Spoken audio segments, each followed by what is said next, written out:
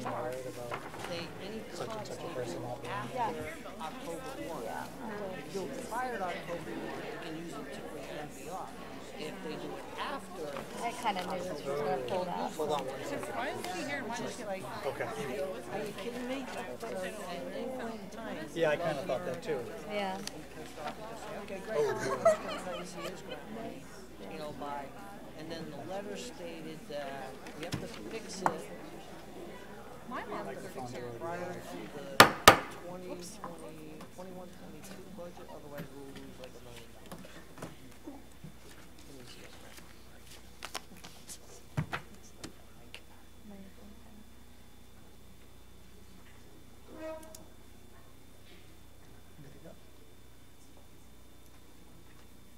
Are you frozen? No, I'm waiting for Pat.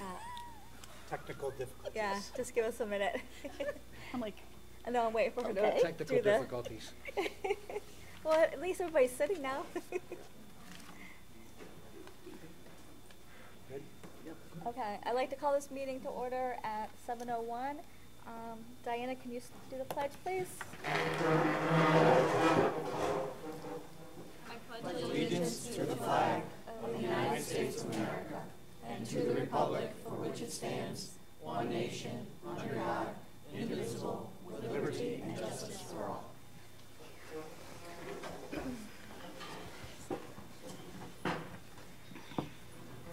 Can I have a motion to adopt the agenda? So moved. Second. Greg, Dick, all in favor? Aye. Any opposed? Any abstentions? Thank you. Okay, we're going to do the approval of the minutes separate, if you don't mind, just in case we have people that were not there. So let's start with approval of the minutes for the regular board meeting on March 13th. Can I have a motion? So moved. Dick? Second. Melissa? All in favor? Aye. Any opposed? Any abstentions? Thank you. Oops, that was me. I apologize. Approval of the minutes for the special meeting on March 20th. Can I have a motion? So moved. Dick? Melissa? All in favor? Aye. Any opposed? Any abstentions? Abstention. Karen's abstaining. Okay, and then approval of the special meeting on March 27th. Can I have a motion? So moved. Dick? Second. Melissa? All in favor? Aye. Any opposed? Any abstentions? Thank you very much. Okay.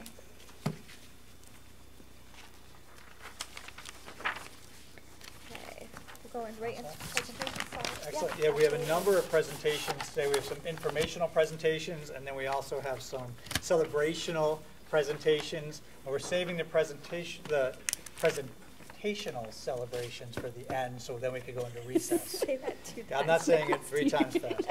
But we're starting with a facilities update, and we're asking Mr. Hendrickson and Mr. Mazon to give an update to the board on facilities. So, Mr. Hendrickson, Mr. Mazon. And the facilities utilization study, and Jim will cover sidewalk and roofs. About 6 weeks ago, we presented the capital plan to the capital committee of the town. At that time, it was a 3-year plan. They requested us extending it to 5 years, and we did that, and we also divided it into items that would be requested of the capital committee and items to be funded by the Board of Education. Moving on to the facilities utilization study, we have a contract with the New England School Development Council to do the facility study for just shy of $19,000. I've been in contact with them. They will be down here on Tuesday, April 30th, and Wednesday, May 1st, to go through our schools and speak with our principals and view school while it is in session, to view the utilization of the classrooms. Jim has forwarded them a detailed template plans so they can analyze it beforehand and be familiar with it. They're also in the middle of doing a update on our projected enrollment. So, Jim.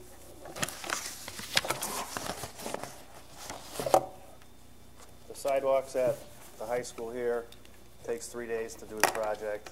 We're hoping to have it done next week when there were no students here. We need 3 nights where it doesn't get below 40. Tonight's going below freezing, so we really can't predict the weather, and it looks like rain for most of next week. So as soon as we get a little bit warmer weather, we're going to do it, and they'll work at night to, you know, after school hours. Once the kids are out, they'll come in and start their work and get it done that way if we can't get those 3 days next week. The roof project, we talked about it, getting a thermal scan done for the 3 schools other than the high school, just to see where, if there's any deficiencies in the roof, so we can get repairs done before the roof starts leaking like we've had a leak at Plymouth Center. So that's our next step in the roofs, is to have the thermal scan done, which should be done in the next few weeks, and get some results out of that. And that's it for the... Yeah, and that will come out of the facilities budget. It's not, we're not asking for any money for that. Any questions? Well, I just got a quick question. Do you want Paul up there? Do you need Paul? No, I just, that May date for the facilities people coming? Yes. Well, what was the date? I just heard May. Excuse me, it was Wednesday, May 1st, Oh, May 1st, okay. and Tuesday, Yeah, I got April the 30th. April, I didn't get the May. Okay. Thank you. Any other questions or comments? Okay, thank you. Great. The next presentation is, we want to bring to you the accountability report that the state does each year. And we want to give you, we told you it was coming in this month. So Ms. Parsons and I, your Director of Curriculum Instruction, and myself are going to tag team this one a little bit, where Ms. Parsons will start. We want to give you just a review of where we are from 2017-18 in terms of the scores and what we believe it currently is telling us. So Ms. Parsons will start, and then I'll join her. So we'd like to update you on the accountability index. This is a presentation similar to one that we did around this time last year. With the accountability index, there are 12 different indicators that the state sort of ranks us on in score. They're like the indicators on our own report card score. So you'll see that the first 3 indicators are related to our performance on our summative state testing.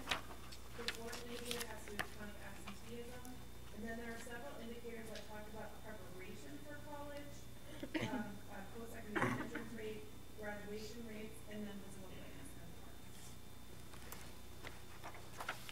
The accountability system serves many different purposes. The first is to track the progress of our district over time. The second would be to help us see areas of improvement and also strengths, but areas where we can also make some improvements and where support may be needed the most. It helps us to recognize successes and promotes transparency across the state. So all districts are rated on the same indicators using the same measures, and it actually almost becomes, it's all public knowledge. So there's a website called EdSite that Dr. Summerall will refer to later on. And on that website, you can look up any district and drill down to any school level in order to look for those accountability scores. So what you see is a chart, and I'll also note that this entire presentation will be posted online, so if there are slides that you can't quite see all of the detail on, you can look those up on our website later, or you can go straight to EdSite. So what you'll see is that this is our actual accountability index, and going down the left-hand column are all of those indicators, and then you'll see our score, what the state target was, how many points we earned out of how many max points, and then the percentage of points we earned and the state average percentage of points. So there's different ways to look at the data. So for example, if I look across one of the indicators for ELA performance, our index score is a 65.4. The target was a 75. So we earned almost 44% of the points out of 50 points. We earned 43.6 out of the 50 points. I'm sorry, that is just the raw score, 43.6 out of 50. And we earned 87% of the points, while the state average percentage of points earned was 90. So we're a little bit below where the state is on that one indicator. So you can look at all of the other indicators in a similar fashion. You'll notice that for indicators 1E and 1F, the Science Performance Index, we do not have scores. That's because the science summative test, the NGSS test last year, was a field test. It was not scored at a student or a school or district level. One of the things you'll notice is that our total score is a 72.6, and last year we had a 72.2, so it's a little bit of a slight increase. It's pretty much holding steady from last year, our overall percentage of points earned. When you look at the max points, so that last white column going down, you'll see that the indicators have different values. So not each and everything here counts for the same number of points. What you will see is that the indicators under number 2, the growth indicators, and our graduation indicators down at the bottom are each worth 100 points. So we're getting double credit for how each individual student in the district is growing and for our graduation rates. So those are areas that we need to pay particular attention to. And overall in this chart, some of our weakest scores were in individual growth. And what that boils down to is really we've had great levels of performance over time, and we've worked very hard year over year to increase our overall achievement. But with some of the cuts we've had to make and loss of some coaches and slightly bigger class sizes across the board, we're not as readily able to spend that individualized attention with each and every student to make sure each and every student is growing at their maximum potential. So that's something we just want to keep an eye on. We still have pretty high overall achievement, but we need to make sure that we're valuing, and because the state is also valuing that individual growth. So this is a quick breakdown of each individual school year over year. And what you can see is that across the board, again, we're pretty much holding steady. The most growth was made at Terryville High School. They went from 69.2 to a 72.7, so they grew about 3.5 points over percentile points in the accountability index. And they've done a lot of really great work focusing on their SAT. You've heard Mr. Holtz talk about their SAT prep courses that they're doing, as well as their chronic absenteeism. That's something we hear about a lot at our district data team and we track over time, and tracking kids in their graduations. So what the high school does is that starting freshman year, they track kids, are you on track to graduate in the 4 years? And that's helping us monitor to make sure that kids are graduating in a timely fashion.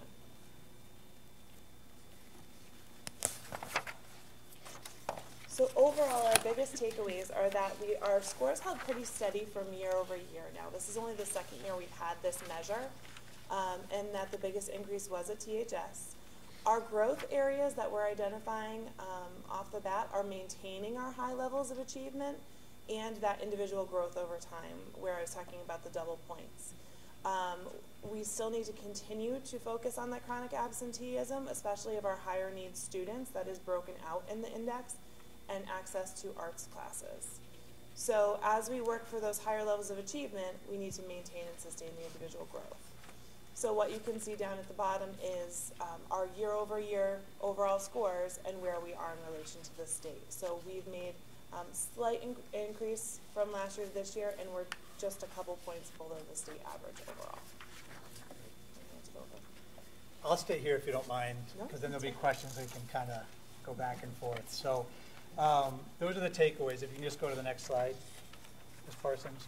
So we obviously want to talk about what we're going to do, how we're actually going to make improvements. And we've talked a lot about our district improvement plan, our school improvement plans, and those are the crux for how we talk about making sure that we're focusing on the right things. So we've developed our district improvement plan so it actually mirrors that of the state accountability system. So we know that we're tracking the information that ends up on this accountability plan. And the good thing for us is the stuff that's on that accountability plan for the state is actually things that we believe are important too.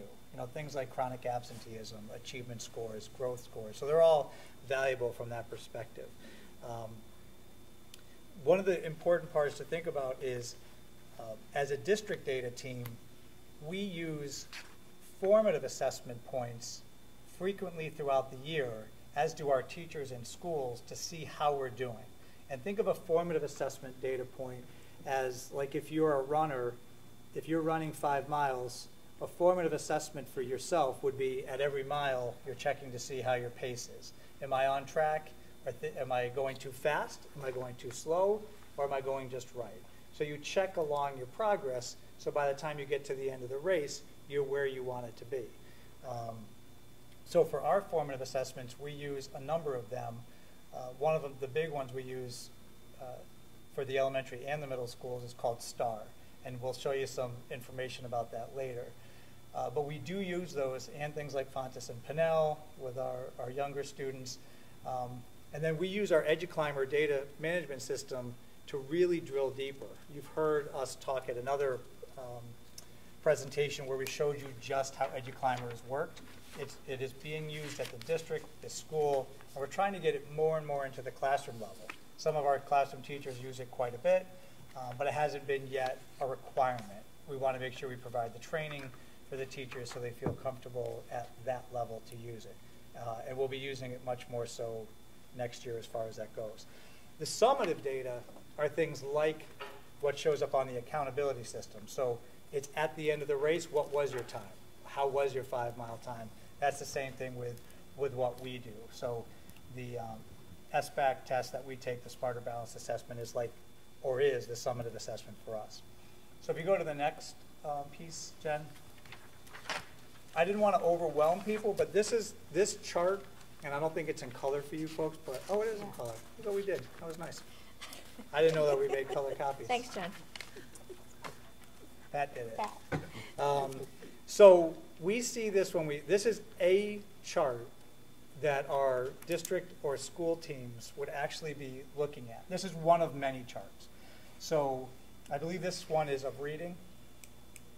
This is our reading scores, and the way you read this is you've got the first graders are the first 2 bars, the first 2 vertical bars, then the next 2 are second grade, then third, then fourth, then fifth, sixth, seventh, and eighth.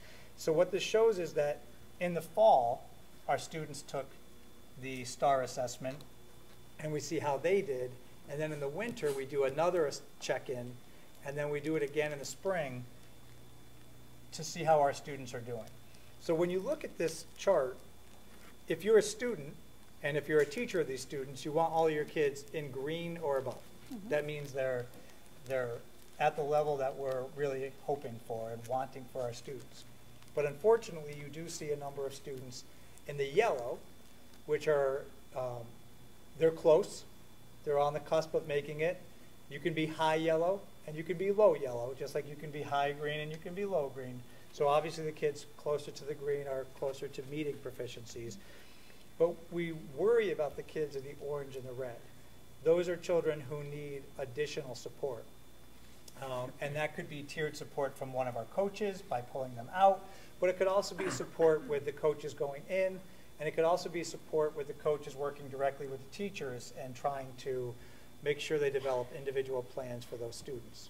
The great thing about our program is if I clicked on any one of these parts of the chart, I can actually pull up the actual kids. We're not doing that here because that would be inappropriate. I'll show you a chart next where you can see some of that. But you can actually drill down to see where the children are, and you did that check-in. Which one of our children need intensive help, which one of our kids need some help, and which of our kids don't need any kind of intensive help. But this also shows us which students need to be challenged. So our teachers use this also for the top range here, making sure that if you're up there, we want to make sure that you continue to grow as a student as well. So that's important to notice about this. And our district plans, teams, and our school teams, and our classroom teachers are able to dig into that. If you go to the next chart, and there's a lot of data here, and I don't want to spend too much time talking about it, but pretend there's a list of names to the far left. And you don't see those names, but you can actually take a look at a child year over year over year, and you can see if they're progressing or not progressing. And if not, what are we going to do about it? So you can see that top line there, that 238. The students scored a 238 in the fall of 16-17, and then the spring they actually scored a 359. That's very good growth. And you can watch that student grow over time. But something did happen in the fall where he became yellow. A lot of reasons why a student might drop. Could have been a whole host of things. So I don't want to know, I can't say what this child is all about. But the teachers would talk about that. Well, here's why I think it is. Here's what we need to do about it. And depending on the level of support they need, we provide that support.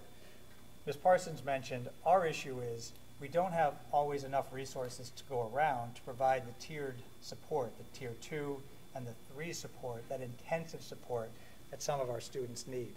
So we do worry about being able to keep up and keep those kids moving forward. So that's part of where we were taking some cuts over the years. We ended up reducing some of that staff. Over time, we want to bring that staff back and make sure we provide that. So that's that piece. I don't think there's a final, oh yeah, there's another slide here, but let's not click on those at this point. One of the things I think is important to note is that we want all students to reach their growth potentials, right? So we're talking about students at the high level, middle level, low level, and we're going to keep doing that. If we're not able to provide the support to students in the lower levels, if they don't already have special education support, they may become identified and need that. There's a whole process to that, and I don't want to say it would definitely happen, but with increasing percentage of special ed students, you have increased costs there. So I'm looking at actually Mr. Bourbon here right now. This is another one of those pay me now or pay me later. We really do need to make sure we're providing the supports to our students early on, especially K-3, to make sure they get what they need while they're younger. Otherwise, it could end up becoming more costly. The gap grows. We see it in all of the charts that we look at as the children go. So we're hoping over time in our budgets we continue to add some of that support to our staff. So there's a couple of extra links that I won't go over now, but if anybody's interested, all of that information is online. You can look specifically at what our district improvement plans say, and you can look at every school improvement plan. They're right on our website. It's on the far right-hand side, drop down a little bit, it says improvement plans. So you can go there if you want to see specifically what our schools and the district is doing. But that's what we wanted to provide to you tonight. And Ms. Parsons, is there anything else you want to add to close? But overall, we're doing fairly well given the resources we've given. We've identified some areas of weakness that we want to continue to grow on. But I can't say enough about our teaching staff because they really roll up their sleeves every day. They're working in the trenches every day with our students, getting the job done.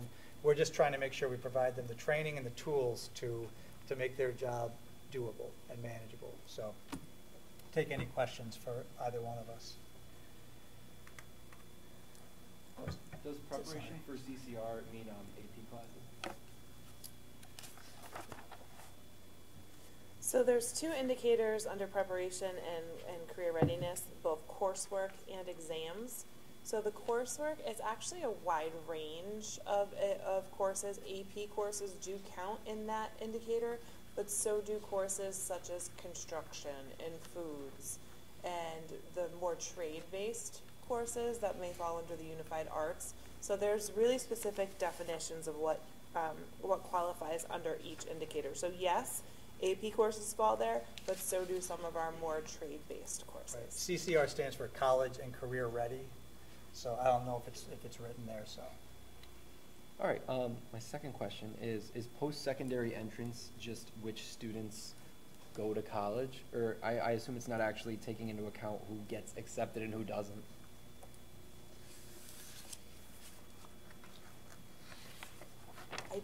It's the entrance rate, so it's who actually attends. Yeah.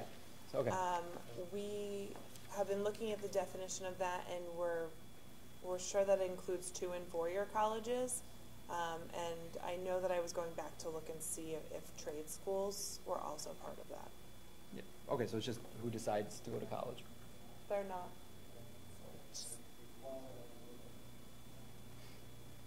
It's just the 2- and 4-year schools. But if you go on to the state website, they do have a definition of each and every indicator that you really can go further with it too. Thank you. You're welcome.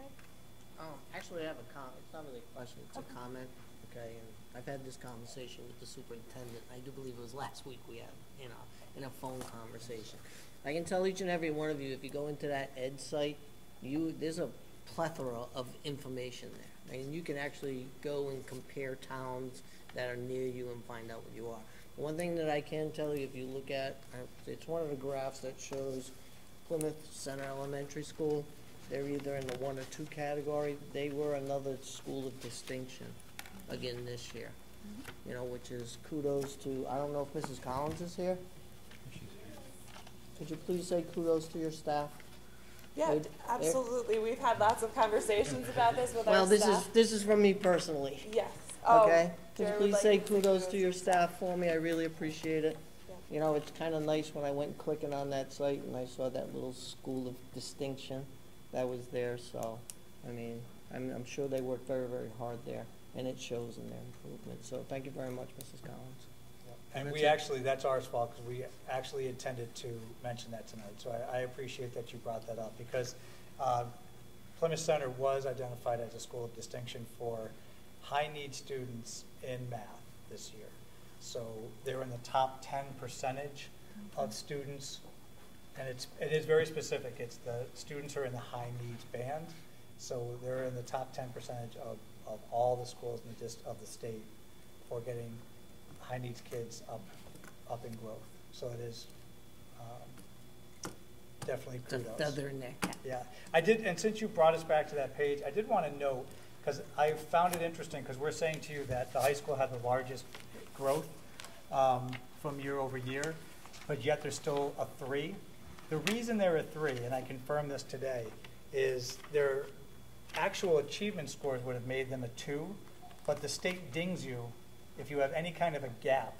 And in this particular gap, in 2015, because that's the graduation class that they looked at for this accountability report, 2015, those kids are graduating college this year, right? So in 2015, we had a gap between the students who were high needs and non-high needs that was about a point higher outside of the standard deviation that you're supposed to.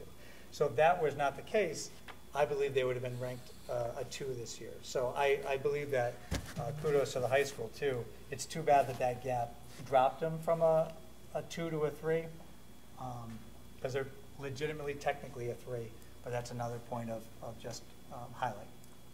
So. Anything else? Just one other comment so people understand the 2 to 3s and a 1s. The state does, when you go on ed site, they explain to you how they score. The lowest is a 5 and the highest is a 1. The concerns that they have are the 4s and the 5s. You know, that's when you look, they will tell you that. So when you're looking on the site, if you see a 4 and a 5 in your school system, then the state's looking at you, you know. Intensely. Yeah, well, yeah, that's a good adjective to use. So. And it is all public knowledge, and Right. I've known people who, when they go to look for houses in school systems, it definitely is a tool that they use. They'll go on, the public sites and see. So it's great to be able to promote our schools that way. Thank you. Okay, next. Moving on.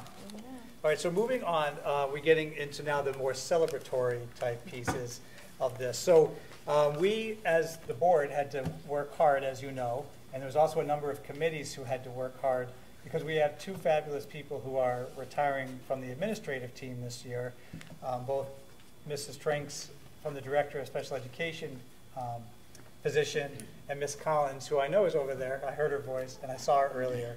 But Ms. Collins is retiring from Plymouth Center. So we went through an exhaustive process to bring candidates through multiple interviews to finally come in front of the Board of Education in March 20th and March 27th to be able to get to here tonight and be celebrated. The first person I want to talk about is our new principal at Plymouth Center School.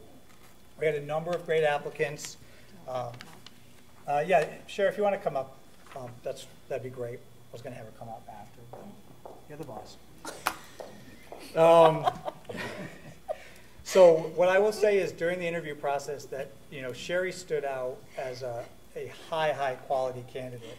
She's committed to students, she's committed to excellence, and I believe that she has the right mindset for taking Plymouth Center from where it is right now and continuing to move it into the future. She's worked 10 years she had 10 years experience as an elementary principal, and she's also has 3 years experience as a superintendent. So she's actually been able to have wide variety, and before that, however many years ago, was an elementary teacher. So she's had a lot of experience at the elementary level. We're certainly sad to see Ms. Collins leaving us, but that's an inevitable stage of the process. But we're excited to see Ms. Turner join us. So wanted her to come on up and say a few words. So Ms. Turner, it's all yours. Great, thank you, Marty. It's nice to see all of you again. I really, truly am honored to be named the next principal of Plymouth Center School. I'm excited to be part of such a wonderful district and community. I'm excited to get back into the building principalship, as I talked a lot about during the interview process. I think I'm most excited to get to know the students, the staff, and the families at the school, and to be a part of the great work that's going on here, and to give people the opportunity to get to know me. So thank you so much. I really do appreciate this opportunity, and I'm very, very excited. So thank you. Welcome. And we're going to do a recess after we do these presentations, so everyone will have a chance to connect. So you'll have a chance to connect with Ms. Turner later. We also, like I said, have the Director of Special Education. So where's Ms. Ehrenheim? Is she out there somewhere? Yeah, I know. I saw you giving her the hi-ho. So Ms. Ehrenheim has had a different route than Ms. Turner. Ms. Ehrenheim is actually, I'm going to call her homegrown. I know she's had some opportunities before she came to Terryville High School, but Ms. Ehrenheim has been here 6 years as the Terryville High School school psychologist. She's done fabulous work while she's been here in that role. People certainly appreciate everything she's done here for the building.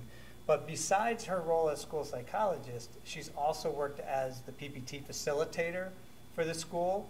And so she's been able to run some of the more high-intensity, challenging, time-consuming PPTs that will occur in any building. And so she's done a remarkable job through those processes, helping the families and helping people navigate through that process. And now we're really excited that she's accepting the position as the Director of Special Education, and that we can take someone who's in our building and in our system and bring them to this level. And the real nice point is that with Ms. Trink still being here for a few months, we can download as much of the information. The process is beginning. Right. Yeah, now when I email Ms. Trinks, I'm starting to email Ms. Ehrenheim. I'm like, you know what, I'll let her know about this as well. But I am sad to see Ms. Trinks leave. She's done tremendous work for our district. But work that Lindsay will be able to take and build from.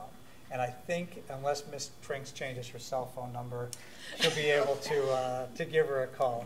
So without further ado, I want to introduce Ms. Lindsay Ehrenheim. I just wanted to thank the board for this opportunity. Obviously, it's exciting to move up in the district. This is a place that I've grown to love, and we just talked about all the good work that we're doing. There's a lot of people in this room that have helped me get to this place and given me some professional opportunities that have allowed me to grow and be ready to take on this challenge. So I just wanted to say thank you to those people, and I'm excited to build those relationships outside of Terryville High School and look at the bigger picture of that special education piece. So thank you. Thank you. Welcome. Welcome. Thank you. And again, you'll have a chance to mingle with Ms. Ehrenheim when we go into recess. Last but not least from our celebrations, and there's a whole group of people here to celebrate the next person. We're going to start by having the leadership of the board come on up front. So we're definitely fortunate to have a number of paraprofessionals in our district who do fabulous work for us each and every day. We talk about teachers being in the trenches. Well, our paraprofessionals are absolutely in the trenches as well, doing challenging work each day, every day. They're never exactly sure what's going to come at them each day. And we really do have high number of really high-quality paras in our district, but each year we get to celebrate one as our para-educator of the year. And we go through a process to find that person. And this year I'd like to have Miss Kim Loveland, the principal at Fisher Elementary School, where this para works. I'd like Miss Kim Loveland to do the honors of introducing our para of the year. All right, so I'm very excited to be presenting Faye Jean-Pierre as Para-Educator of the Year for Plymouth Public Schools. So if Faye could join me. Yeah, Faye, you want to go up with? So Faye is one of the most professional and reliable staff in our building. She has a strong desire to do her absolute best, be productive, and gets a great deal of satisfaction in being para-educator. She voluntarily stays after school to plan and prepare for students the next day, and oftentimes reflects with her team on how she can better implement a plan and inquires on the best approaches to support student learning. Faye works within our behavior program where she supports students who have a high need for flexible support and consistency. She's extremely adaptable, which allows her to support her students in the general education environment and to access the curriculum with their general education peers as much as possible. She seamlessly provides differentiated instruction that supports the learning styles of her students, such as recognizing when her students need breaks or quieter work environments. She notices which students work well with the students she works with and provides that feedback to the classroom teacher so groups can be made that are more inclusive and less disruptive. In addition to understanding and consistently providing her students with academic accommodations and modifications, she consistently implements intensive behavior plans that are integral to decreasing challenging behavior over time. She follows them precisely and with fidelity, collecting all pieces of data needed for the team to assess effectiveness. She can be trusted to work with any student and adapts to each student's individualized plan with minimal supervision and great flexibility. Furthermore, Faye is well organized. She ensures she is prepared with all materials, ranging from behavior plans to token boards to reward materials, and knows who to reach out to if she needs to obtain additional materials or ask questions regarding any programming. She's knowledgeable about student progress and behavioral as well as academic interventions. Most importantly, Faye is calm, consistent, and flexible at all times. Not only does this make her an asset to working with students, but an asset to our staff. She can be relied on without worry and provides professional support in every way. She's an ear to listen and someone who can provide great feedback when coming across a difficult situation. She knows when to laugh and the importance of relationships. She builds rapport with the children she works with quickly, allowing them to feel more relaxed and focused in their learning. When they exhibit challenging behavior, she remains calm and neutral, essential to de-escalation. If she encounters an issue, she addresses it with the appropriate team member in a professional manner and maintains the dignity of her student in the process. Lastly, Faye contributes and supports programming district-wide and within our community. As a parent and a staff member, she's highly involved. She attends Board of Education meetings, supports sports programs by selling tickets to games and working at the snack stand, and she even works at booths for the Terryville Fair. Furthermore, she donates materials to our library, the art room, and the mentor room to support student social and creative learning. It is for all these reasons that make Faye an undeniable asset to our entire school community and Para-Educator of the Year. Congratulations.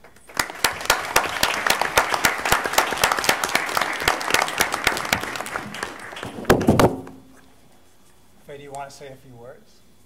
So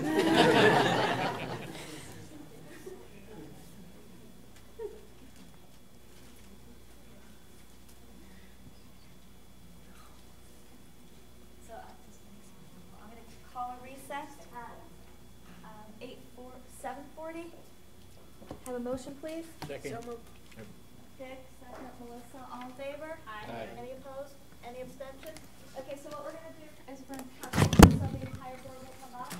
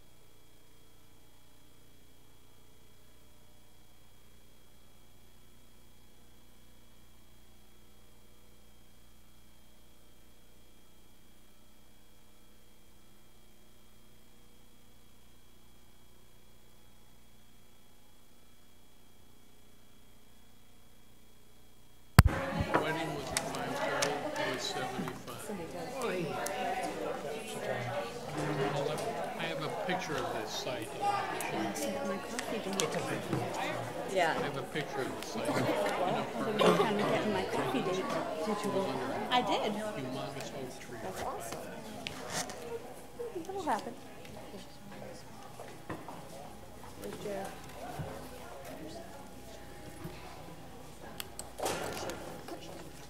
Is it something I said?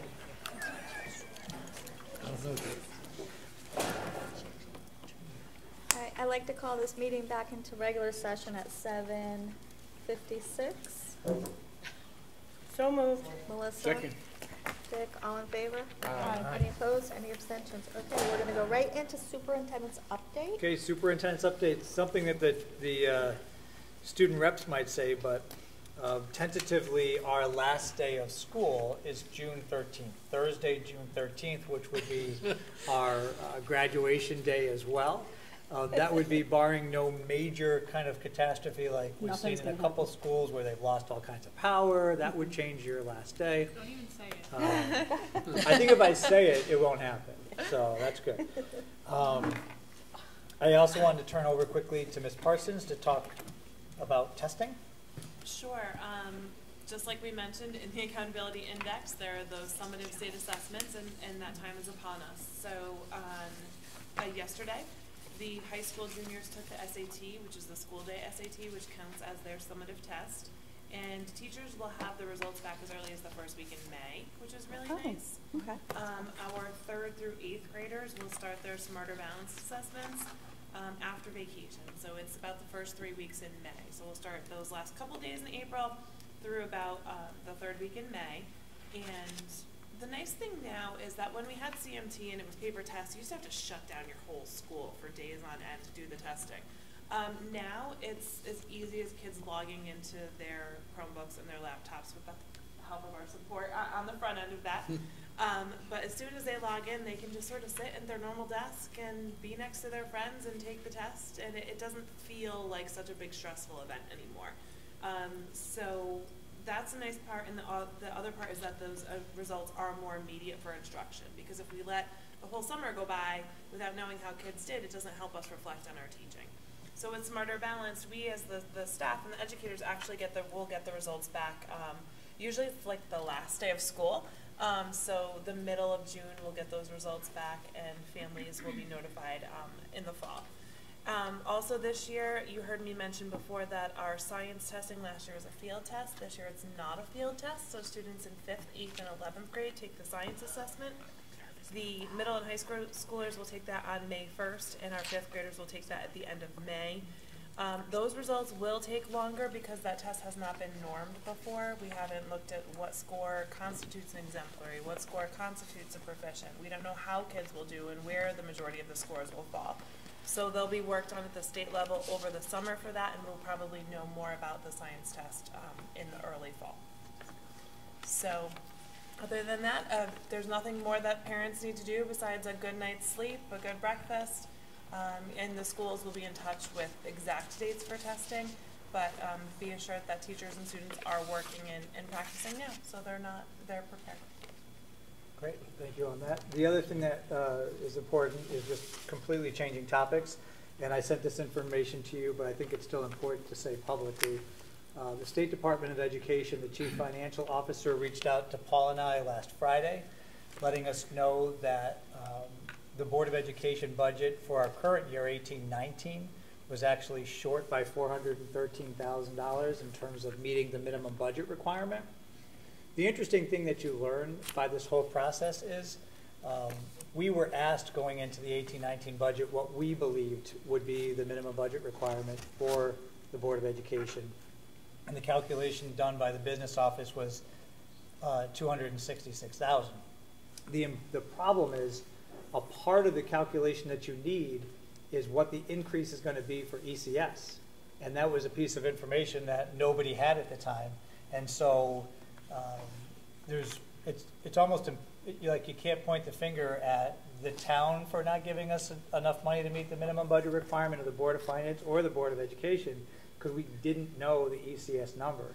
It came in at $505,000 increase, and when you put that into the calculation, that's when it jumps up to needing to actually add money to our budget instead of being able to decrease money. So it's unfortunate, and when we asked the chief financial officer, well, they're asking for the number for 1920, they're like, well, the best information we can tell you right now, it's the 413 that you're short this year, 413,000 you're short this year, plus the additional $34,000 that you're supposed to be potentially getting in ECS money for next year.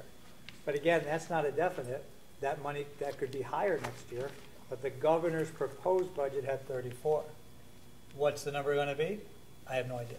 So, but I think it's important to note that this information came to us on Friday.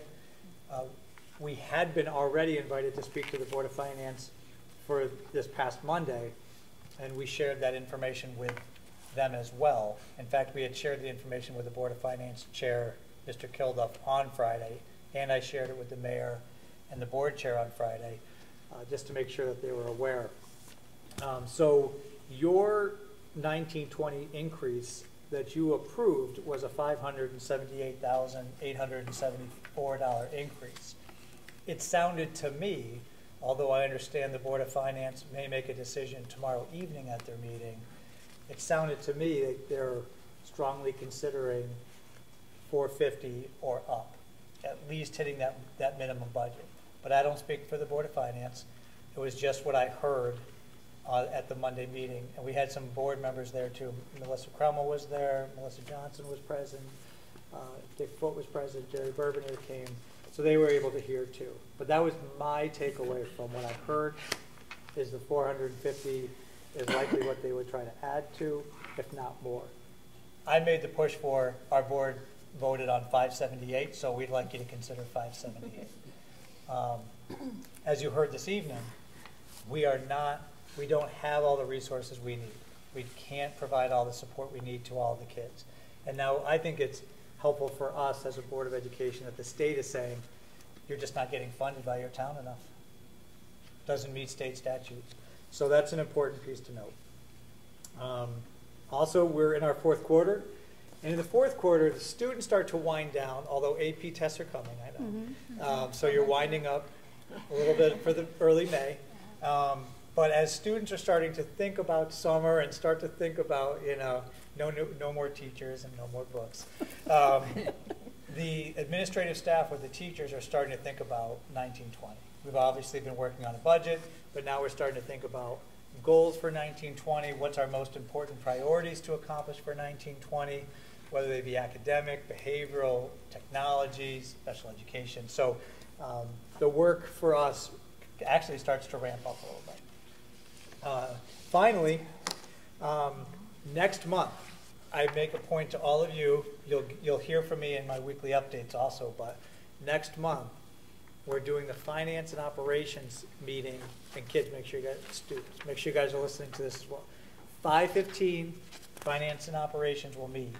At 6 o'clock, we're doing another celebration. We're trying something different. We're gonna have our 4 Plymouth 212 award winners be invited for a special dinner with the board, all prepared by our food service program. Our student reps will be invited as well. We're going to eat up in the school to career room, so it'll be a nice environment up there. So we're going to try to do that, have the 212 winners with their significant others from 6 to 7, and so they can be more informally kind of celebrated. And then at the meeting, we'll hand out their more formal presentations. I just want to make sure everybody was clear on that, because it's going to be different. People might be looking for us at 6 in a meeting, and we'll be enjoying dinner. So I think it's a great way to celebrate. And the 212 winners can come from any part of our staff. Could be custodians or paras or teachers or administrators. So this award was created to celebrate the many staff members that we have.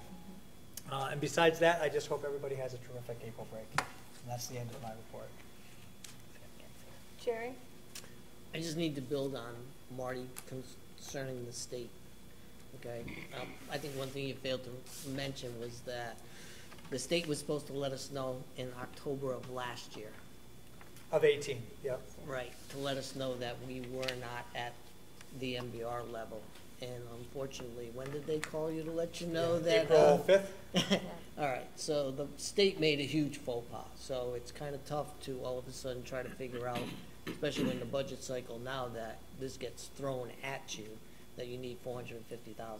So some of the onus is we can throw at the state too for not I letting will, us know. just to add on to that though, the $413,000 was supposed to be given to us this year. So if we got that letter in October, the town was going to be told, if you look at the letter, and it's a Right. public document now, that letter says this year. Right, That correct. the town has to come up with this money. But they're saying, whoa, we got this out to you very late. It doesn't put the town in a very good situation. So they're saying, we're going to try to work on that. But for 1920, this is a clear problem. You're going to have to solve it. So you should solve it. So, but thank you for bringing up Yeah, that point. just for clarification, so everybody knows that it doesn't. Thank you. Good, very good point. Anything else? I just have one quick clarification Sure. question. So the MDR, so the money, the $413,000, that was for the school year 17-18? No.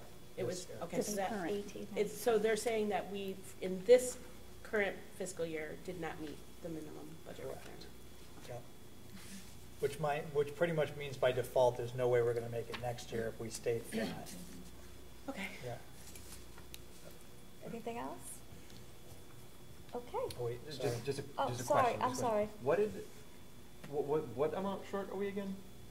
For Let's say 1819. the upcoming budget. So Or do you not know that because we don't have the Right, information? I can't say with any complete confidence, but what the chief financial officer of the State Department of Education says, it's a fair number to say the 413 that we're short this year, and there's a $34,000 bump for ECS funds for Plymouth for next year. So adding those two numbers together is a fair starting point. What did we ask for again? What did we ask for? Yeah, as an increase for the budget. Oh, 500 and, 78,874. thank you, Okay. what he said. Yeah. So it's pretty close to what so essentially, we've been saying we need this money, and now the state is saying it's not inappropriate to be asking for that money. I think I need to bring a bigger frame oil filter. Yeah, get the biggest one. Anything else?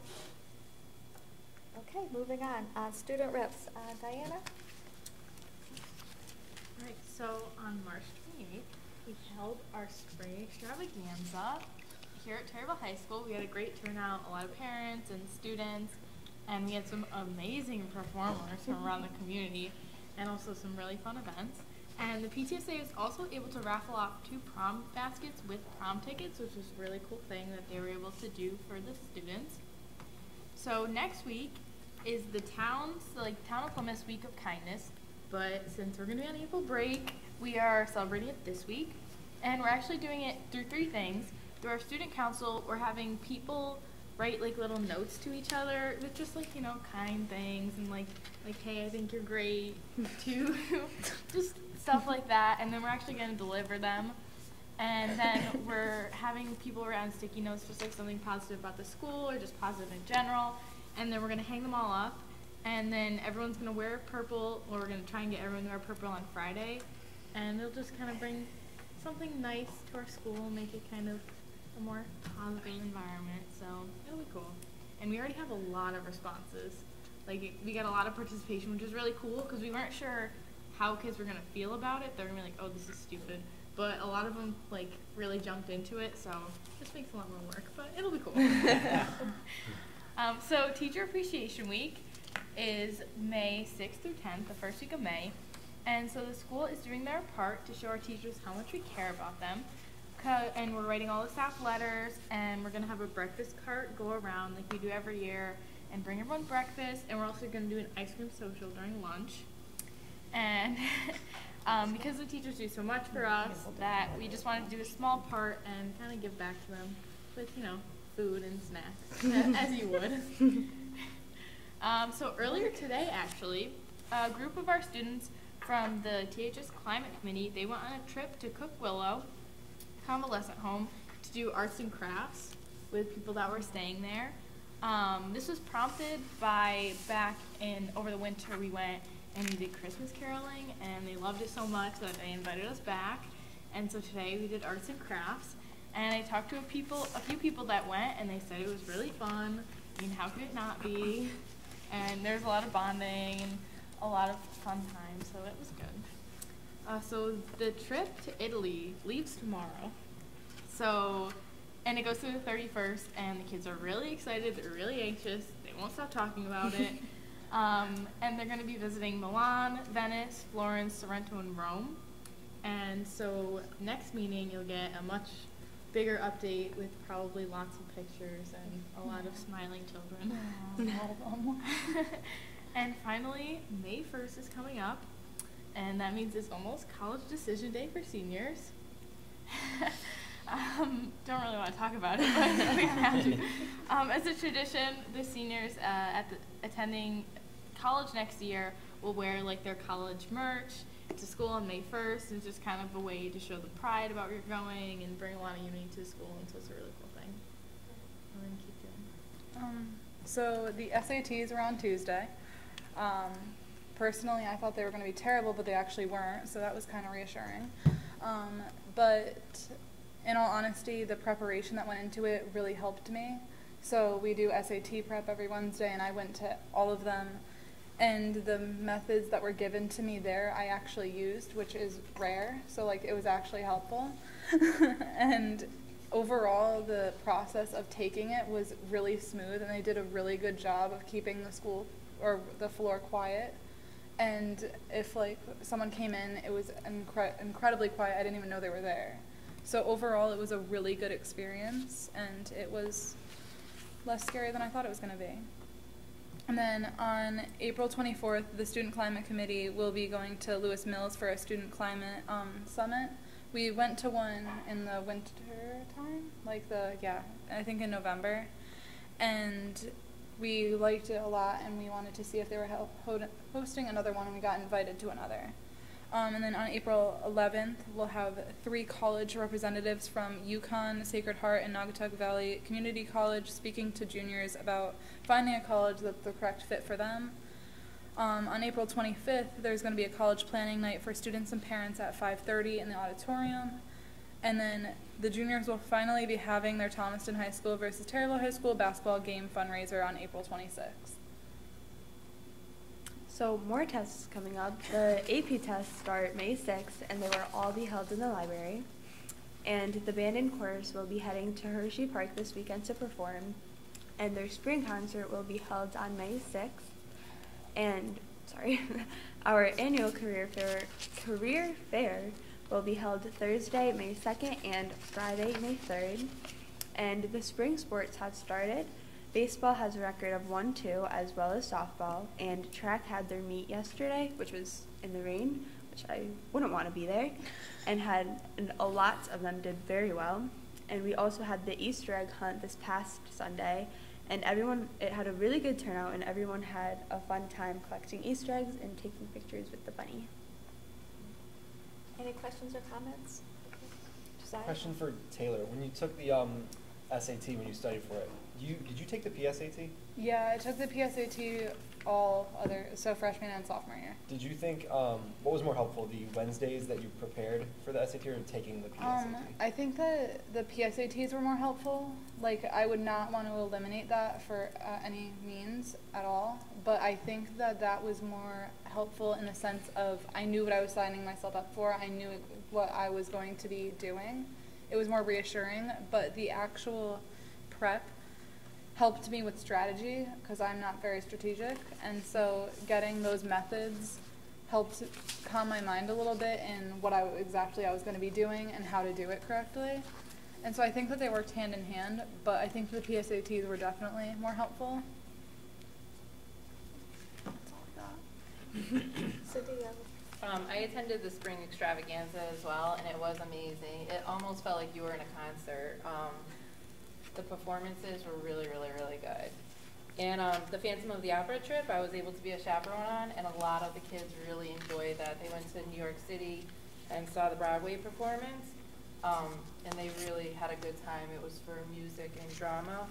And I also attended the Easter egg hunt, and at first I was a little worried, but then all of a sudden, like, there was this huge crowd, and the kids went crazy, and everyone got a lot of eggs. There was a lot of candy. The bunny was super cute, and it was a really good time. The kids did a really good job putting that on. Compliments of the Lions. Yes. And there were no callers this year. That was a little disappointing. But Disappointing. Oh, Diana. Gotta keep yourself entertained. You do. And when little kids fall, they're really close to the ground. There was a double whammy last year, though. They just bounce. There's what? Some kid tripped last year, and then some kid tripped on top of him. Oh, God. Dominoes. They just get up and keep moving. Yeah, they just. Yeah, oh yeah. We'd be on the ground for an hour. Okay, moving on to first public comment, name, address, and you have 3 minutes.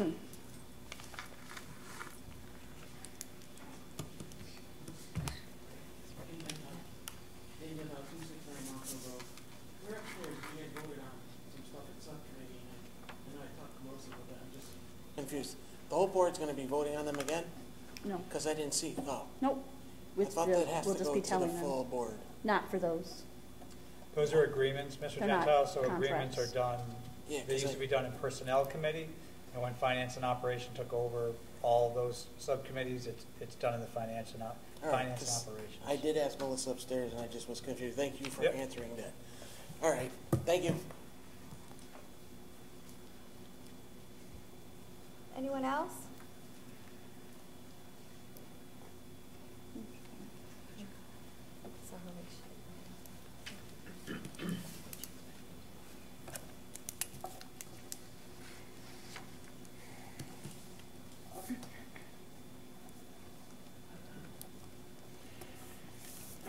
Good evening, everyone.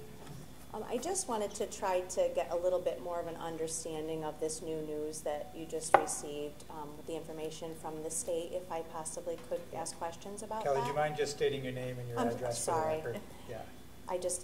I've been here so No, many I know. times, I I forget just- all that part of it. Sorry about that. Kelly Acatura, 490 North Street in Terryville.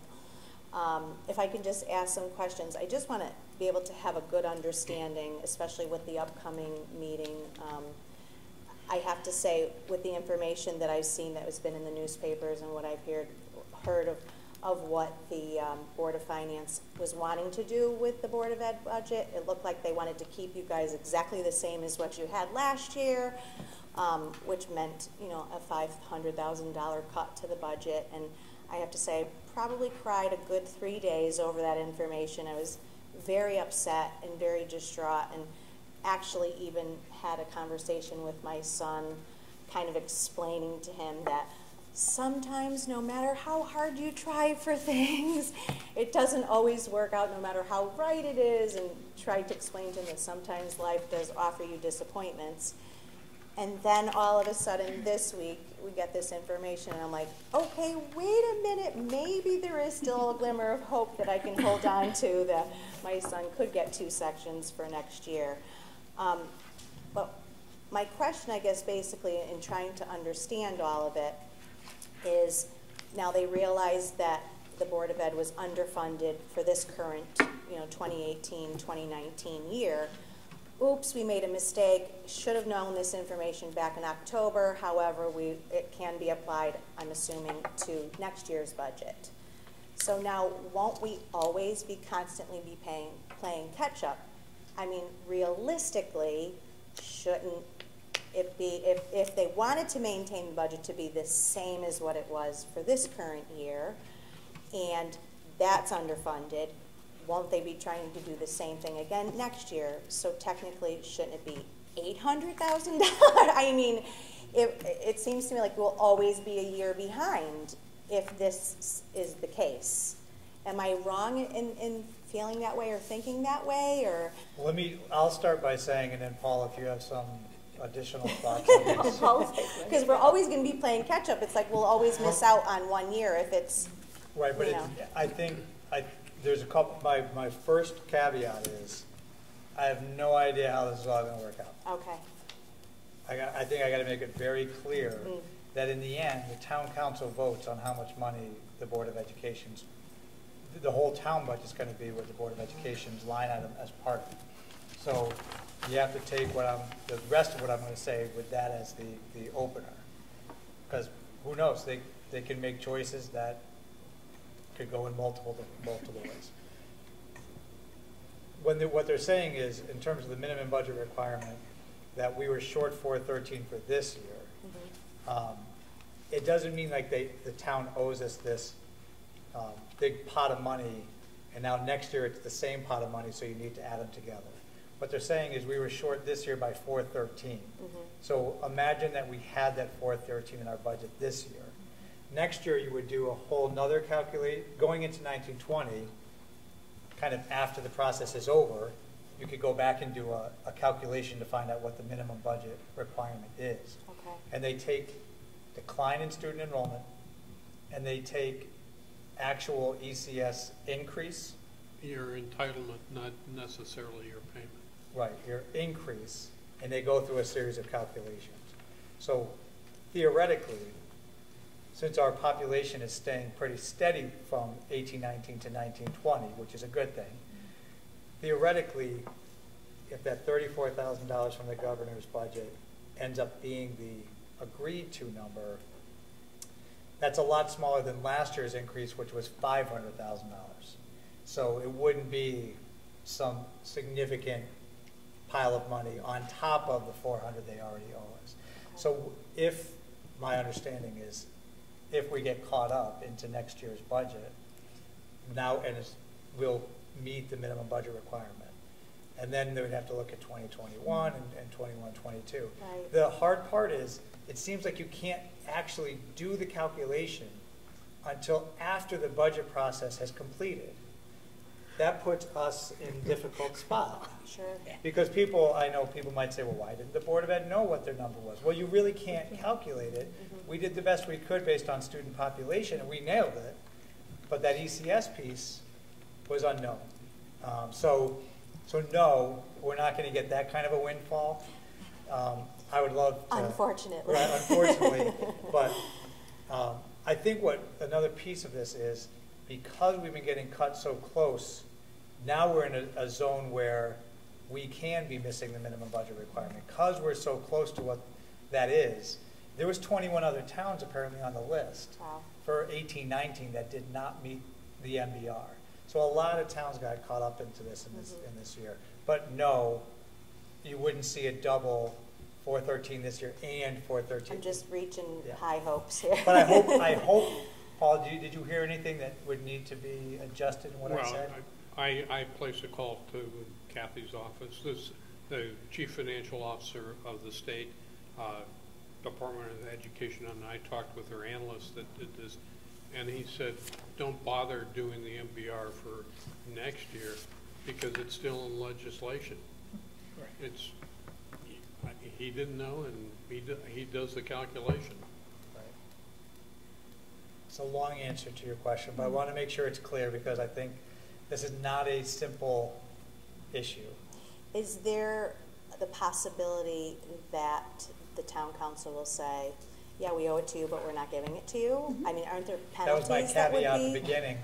There's penalties, yes. I would imagine that there would be penalties involved for something like that, but. The letter states it'd be twice the amount that the state would hold back from the town. If you guys were not given That's what that the letter 400. states. Yeah. Okay. That's twice the amount. So I think that tries to encourage the town to do what they need to do. Right. Because the state can hold back money. It's a check that gets cut from the state to the town. They have control over that check. And they did state that if you don't receive this $413,000, the state will in fact hold twice the amount from You'd giving have it to to read the the letter. letter. The letter has a lot more words than that. Okay. Yeah. And so I guess I'm really trying to simplify it. Yeah, that's as well, simplifying it, and I can't say it says that exactly. Okay. But that's the implication. Okay. Yeah. All right. Thank you. Yep.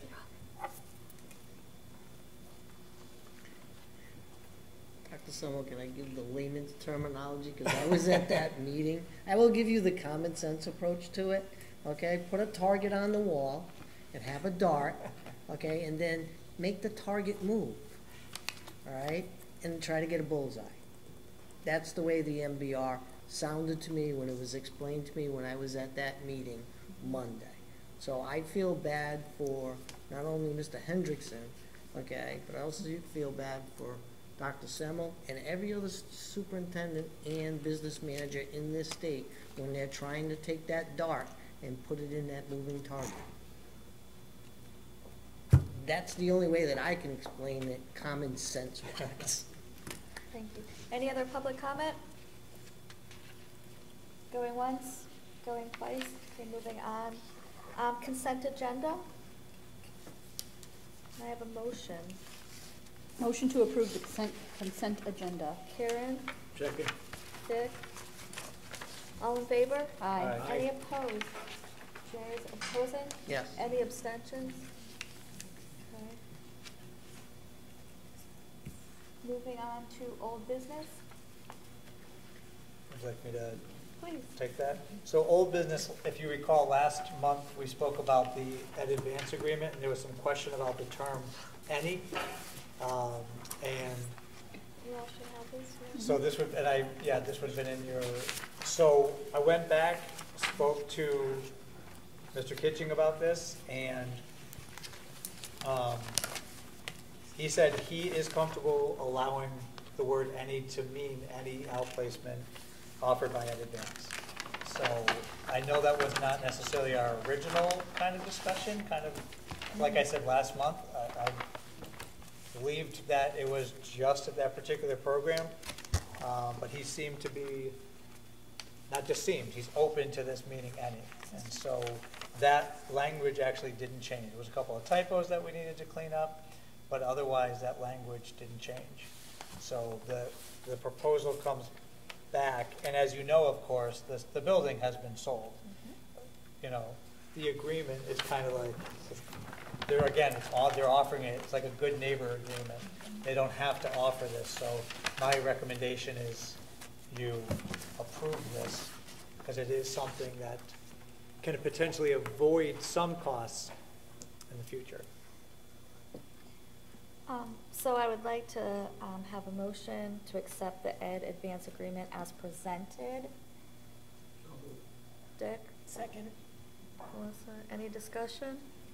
Well, I'm glad he clarified the any, because that could mean that if they have a program in Danbury, we could at least take advantage of that, so. Good call, Melissa. Yep, yep, absolutely. Good job. Any other questions or comments? All in favor? Aye. Aye. Any opposed? Any abstentions? Thank you very much. Motion has passed. Okay, new business. I will, yes, in a minute. So you have the 2021 calendar. This Board of Education, I believe, is really thoughtful about its parents. And so you've had the 1920 calendar on the website for a long time. And this is the 2021 calendar. So you've had a chance to look at it. And Ms. Parsons probably would be in the best position to be able to answer any detailed questions you might have about it. This did go through our District Data Team, Admin Council, Brown Bag, Educator Development Committee. Lots of different eyes have seen this calendar, and it's evolved every single time we've looked at it. So what we did to get started here with the calendar was we basically took like an accountant's view of the year. Like if we usually start on week 40 out of the year, we just rolled it forward onto this calendar. One of the things that was a little bit tricky about the calendar for 2021 is that the way the dates fall, it was either a very early start and a very early release if we started on a Wednesday with kids the way we have, or a very late start and a very late release. So what we decided to do in this proposal is to split the difference. And so it looks a little bit different at the start of the year in that if you see on August 27th and 28th, those would be the teacher days, and then we'd be bringing students back for a full week the first week on August 31st. So they would have a full week of school before that Labor Day weekend, and that would bring the end date for the year before snow days. The tentative last day would be June 10th, which is pretty similar to dates we've seen. We believe that would potentially be a help to parents, although it might be a little tough for a full week the first week. You know, parents, if they're looking for childcare, they're usually looking for the start of a week, and so kids would come in that first full week. We've rolled forward the same holidays and breaks that we've had before, including, you know, the 3-day break for Thanksgiving, the 2 days in February, and the way the holidays fall this year, Good Friday is not attached to what we've traditionally taken as the 3rd week in April for spring break. In terms of professional learning, because that's one of my main lenses when I look at this calendar, it is maintaining the 4 professional learning days that are in the teacher contract, and this is our first year of having 3 early release professional learning days. Last year was 2. So this year we've had 3 days where the kids leave early and teachers stay for professional learning. Next year we'll have 3, and in this 3rd year we're increasing it to 4. So there's 1 additional early release day here for teacher learning. And even with that 4th day of early release, we're still significantly under the average of days in the region. So we're trying to capitalize on the professional learning without losing out on student learning time.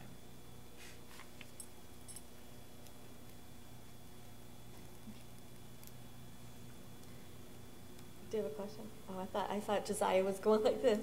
Okay, so I'm gonna entertain a motion to approve the 2020-2021 school year calendar as presented. I just have one question. Oh, go ahead. March 15th. Yes. Is that a full professional day? That is a guys? full professional learning day, yes. We have 2 before school starts, 1 on election day, and then 1 in March. When we were working on the regional calendar, it had both of our PD days being up front in the year, and then we would not have any opportunities for learning for the rest of the year outside of school hours. So what we tried this year, and it was very successful, was we did a November date and a March date.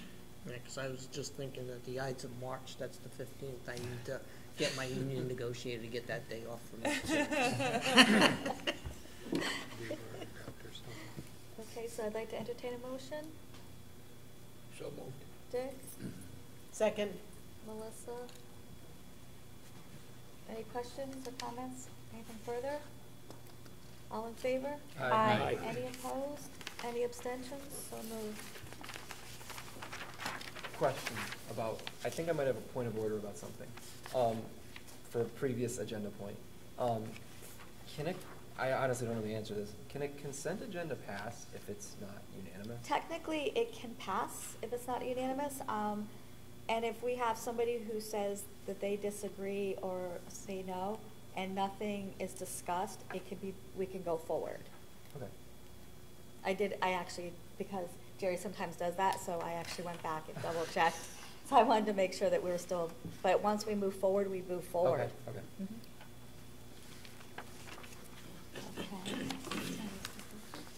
All right, so the next piece of new business is one of the favorites of the board, and it's done every year, the healthy food certification. If you want, you maybe want to start with this being a motion and then having any conversations. Yeah, absolutely. I'll make a motion to implement the healthy food option. Yeah, I'll second it. Karen, Jerry, okay, now let's go into discussion and understanding of why we have to do this again and every year. Connecticut has something called the Connecticut Nutritional Standards. It's on their website. It consists of 28 lists, or 21 lists of different menu items, not menu items, menu categories, such as dessert, candy bars, ice cream, entrees, and underneath that, you click on it and there can be multiple pages of what are acceptable offerings in that area that meet Connecticut nutritional standards. And if we approve this, we get additional reimbursement for meeting those standards, which is a dime per meal. Now, last year we had 117,000 meals, so we are getting roughly $11,700, of which roughly half is paid from the state in January, the other half in June. Now, if we want to have, the second part of this is if we want an exemption to this for special events, events such as plays, athletic events, the beverages or snacks have to be served at the event, and it has to be on site, and it cannot be from a vending machine, and it has to be 30 minutes after the end of school. So. And that's the second. That's the second part, yeah. That's if the first one is agreed to. We have done this, and all we're doing is signing up to get an extra $11,000, really. Okay, is there any questions, comments, or concerns? I was waiting. I only have a question on the very last sentence. You said we're signing up to save $11,000. No, we're signing up to get $11,000. Does the food that we buy under this, would it cost different than if we weren't a part of this? If it was from the same vendor, it shouldn't, no. It's different food though, right? Because it has to meet certain nutritional standards? Well, if you're buying the same piece of meat, I don't know. You'd have to be more specific and ask about a specific item. It's like the sheets are, the lists can be up to 40 pages long. So it depends upon what they purchase here. And it goes into our lunch program, which is self-sustaining and doesn't affect the operating budget. I think, if I can interject, Oh, I think sure. what you might be talking about is the healthy lunch program, not the national lunch standards. So there's standards about what we need to buy for our lunch options. This is talking about more of the snacks and things that are offered. Oh, so this does not refer to lunch. This is the lunch. The top part is lunch. This is lunch. Okay. The top part But it is. goes beyond. But there's still federal requirements about what we have to buy. Okay. It's not like we could choose a whole different selection of foods. Okay. Yeah, we can't opt out of this and then just serve whatever we want. Right. Yeah, that's Right. But if Yeah. You could, but there are consequences. There are consequences. You don't want to get into the consequences. all right. Thank you. Anything else? Okay, all in favor? Aye. Aye. Any opposed? Desires opposing? Any abstentions? Okay, motion's carried. The first one. Just the We're first only on one. the first one. You wanna do a second? I'd like to make a motion to allow food exemptions. Karen, Dick, second. Okay, any discussions, questions? Okay, all in favor? Aye. Aye. Any opposed? Any abstentions? Okay, motion's passed. All right. So that's all the new business. It is. Okay, board and committee reports, Karen? Yes, the Finance Operations Subcommittee met prior to this board meeting, and the subcommittee reviewed several items, and we reviewed the accounts by facility report for the month of March 2019. The report will be forwarded to the Town of Plymouth Board of Finance. Any questions? All right, student achievement, Michelle's not here. Jen, can you, thank you. The Student Achievement Subcommittee met on Thursday, March 28th, 2019 at 6:30 in the conference room at Central Office. The following items were discussed: algebra options, health update, curriculum review cycle update, professional learning calendar, 2019-20. This committee also discussed what we just reviewed, the proposed school year calendar for 2020-2021, and a review of the AP US History and Fire Science textbooks.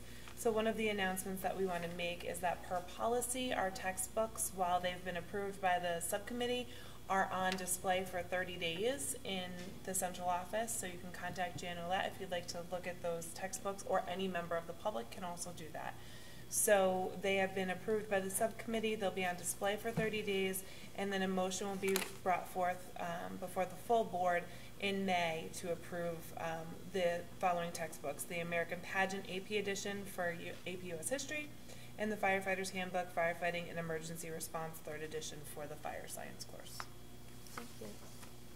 Any questions, comments? I have a question. Fire Science course, is that something new? It is. Oh. So Mr. Fuller, who is he's completing his first year here at the high school. He teaches our constructions, our woods. He's our tech ed teacher per se, our industrial arts teacher. He brought forward to the Student Achievement Subcommittee a course that he has taught in the past, Fire Science, and it will actually allow our students to, if they finish that course successfully, the knowledge needed to take the Firefighter 1 test, and help sort of fuel and feed our volunteer fire department in town.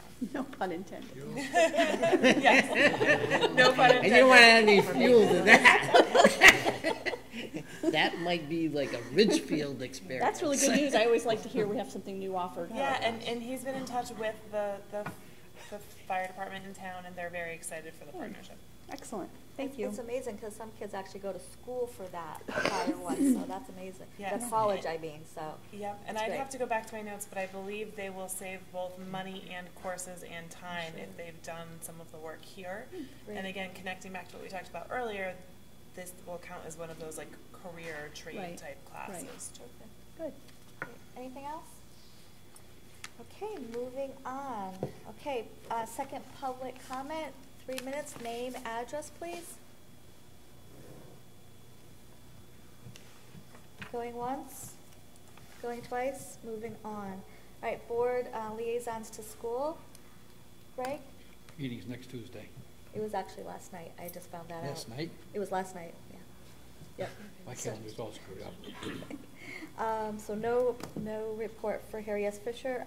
Josiah, Plymouth Center? I was out of town, so I was not able to make it, even though I wanted to, so Cindy's got it. I'll do the next 3. Next 3. Okay, so Cindy's gonna do Plymouth Center, Eli, and Booster Club. Okay, the floor is yours.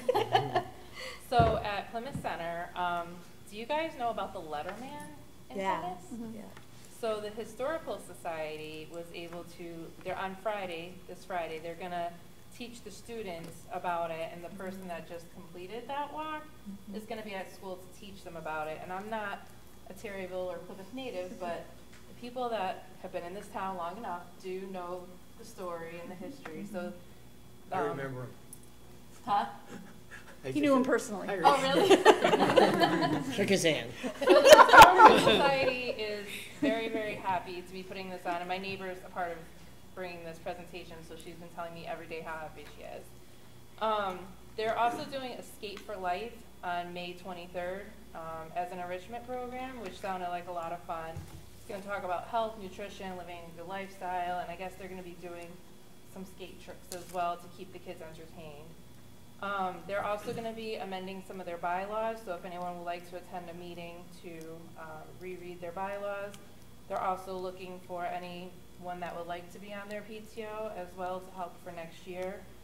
They're going to have a parent night with an auction for the fall of next year. They're planning the 5th grade celebration. That's going to be coming up at the end of the year. They're also planning their Teacher Appreciation Week for a breakfast. And that's pretty much it for Plymouth Center. For Eli Terry Middle School, we're working on our quarter auction. So with spring break coming up, while you guys are cleaning out your house and finding all of this old stuff still in boxes that you've never used or stuff that you just want to get rid of, if you would like to donate it to the school, we would love to be able to auction it off. you can have that brought to the middle school. You can contact me. We're getting ready for our end of the year balloon sale. We started that last year, so all the 8th graders and the high schoolers, the night before graduation, any family members that order balloons, we go around the town and drop off the balloons on mailboxes. So all the kids wake up to festive balloons with their school colors on it.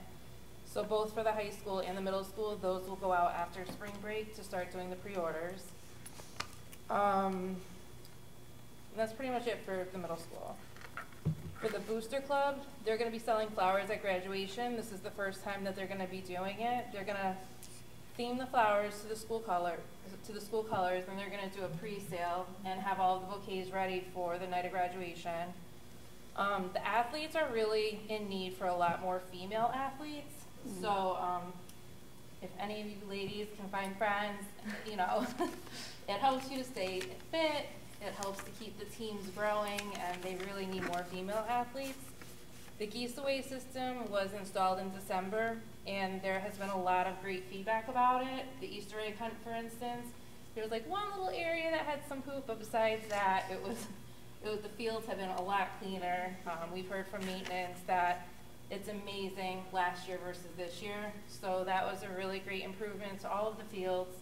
And I think everyone's seen a lot less geese around the school property. Summer conditioning is something that the Booster Club pays for. It's free for all athletes, no matter what season you are, no matter what sport you are. It includes the 8th graders that will be here next year and all the high school students, and that's all summer long for 6 or 8 weeks, I believe, and it starts right after the 4th of July. So anyone that's interested in that, it's a free program. It gets the kids out of the house nice and early in the morning, gets them fit, and so that's another great thing that the Booster Club's doing. And that's about it for all the 3 schools. Any questions, comments, concerns? Okay, thank you, Cindy, for all that. Karen? I was unable to make the meeting, but I do know that they have some more fundraisers coming up for the after grad party. So please continue to support those fundraisers. They did have a couple of very good, very successful fundraisers also, so they're happy with the progress, but there's always more to be done. They'll be selling signs and the flower sale for Mother's Day that they always do, things like that. Lots of opportunities for a diverse offering of fundraisers so everybody can participate. I will say, if you connect what Cindy was doing, like the signs, Yeah. the balloons and the signs, I actually had them put it on the sign instead of on my mailbox. Yeah. So you can do that. You can just request where you want the balloons. Sure, so. if you want to be difficult. Yeah, on a Yeah. fence. Like if you Of don't course. have a mailbox, you can Yes. put it on your fence, on the Yes. sign. You just put it wherever you want. Yep. Yes, exactly. And then the next day, untie them, bring them in the house, and save them for your party. Okay, SEPTA. Just a quick question, Karen, the flower sale, is it still on Plymouth Center Green? I'm not sure that it definitely will be, but it usually is on Plymouth Center Green, yes. Okay, and that's usually the weekend before Mother's Day, correct? Yeah, it's usually the weekend of Mother's Day, because Mother's Day's on a Sunday. So Okay. I'm pretty sure it's usually that Saturday? weekend. That's, okay. Yeah, All right, thanks. but I will get more information for you. Sure. Buy some flowers. Just go drive up and down this road and look for some flowers to buy. Okay, SEPTA. I know Dick was. No report. No report. Do you have anything to add? We had our Sit for Autism workshop on April 4th, I believe it was. We did have a few attendees. It was an excellent program, always great information. I learned something new every time I attend that workshop.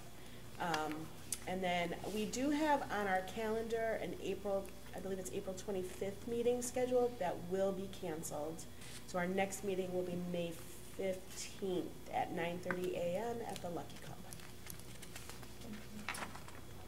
Okay, Jerry, I know you have a lot to report.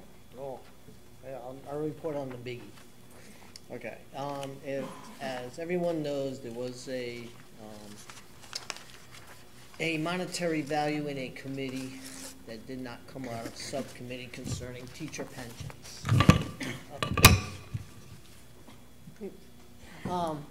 There was a bill in subcommittee that towns and cities would be on the hook for giving a certain percentage of money from their budgets to the teacher pension system. That bill failed in committee. probably due to a lot of school systems and residents who are like, are you kidding me? Now I have to take education money and give it to the state, to the teachers. And we haven't never ever done that before. But in today's Waterbury American, the governor is now going to look at the legislation, even though it didn't come out of committee. He's going to talk to the legislatures to see if he can get that put into next year's budget. So that's something that, you know, I'm sure CABE is going to start, and you yourself in your organization is going to look at. So he's foregoing the committee part and going straight to the legislature to advocate for a certain percentage of money. And it will depend on if you meet the state requirement. If you're below what the state standard is, you will pay maybe 5% of your budget. I believe that's initially what was proposed. If you're above that, then you will pay more money. If you're an affluent community, you will definitely pay more money. It just depends on where that state thing is. So that's something to keep an eye on, you know, right now, because that still looks like it's in the mix, even though it didn't come out of committee. So that's the biggie. Anything else? Any questions? Okay. I'm actually going to report something too from mine, so I'll go right into it.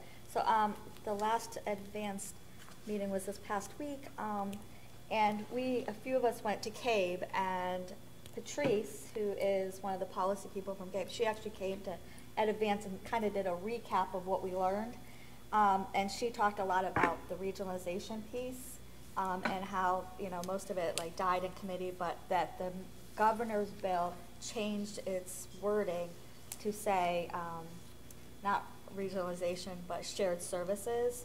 He's still pushing that, but it hasn't gotten through. The last day that the legislators meet is May 3rd, so it's coming up quickly, so they have to get through a lot this year.